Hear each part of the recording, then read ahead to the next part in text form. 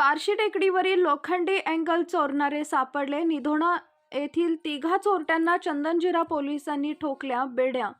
समृद्धी महामार्गावरील पारशी टेकडीला केलेल्या कुंपणाचे लोखंडी अँगल चोरणाऱ्या तिघा चोरट्यांचा चंदनजिरा पोलिसांनी मुसक्या आवळत लोखंडी अँगल जप्त केल्याची माहिती पोलीस निरीक्षक सम्राटसिंग राजपूत यांनी दिली आहे. जालना शहरातील नागरिकांचा आकर्षण बनलेल्या पारशी टेकडीला तारांचे कुंपण करण्यात आले होते.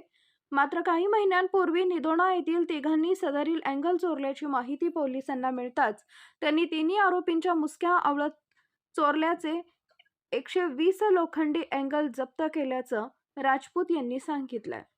चंदनजिरा गुन्हा रजिस्टर नंबर 141/24 येथील फिर्यादी रमेश पंढरनाथ शिंगारे, व्यवसाय वॉचमॅन, पारशी टेकडी येथे वॉचमॅन असून पारशी टेकडीला कंपाऊंड केलेले आहे. माननीय जिल्हाधिकारी साहेब यांनी सदर टेकडीसाठी अनुदान देऊन ते कंपाऊंड करण्यात आलं होतं.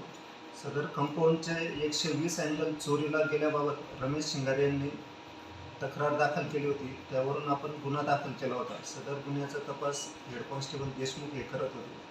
देशमुख तपासादरम्यान हेड कॉन्स्टेबल देशमुख व हेड कॉन्स्टेबल कलानी यांना गुप्त बातमीदारामार्फत माहिती मिळाली सदर आरोपितांसंदर्भाने.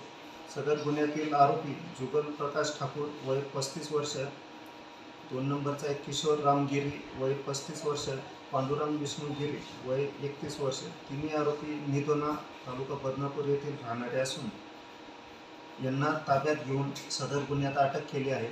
तपासादरम्यान यांनी गुन्ह्याची कबुली दिली. तसेच त्यांनी जे अँगल चोरी केले होते 120 ते देखील त्यांच्याकडून हस्तगत करण्यात आले आहे.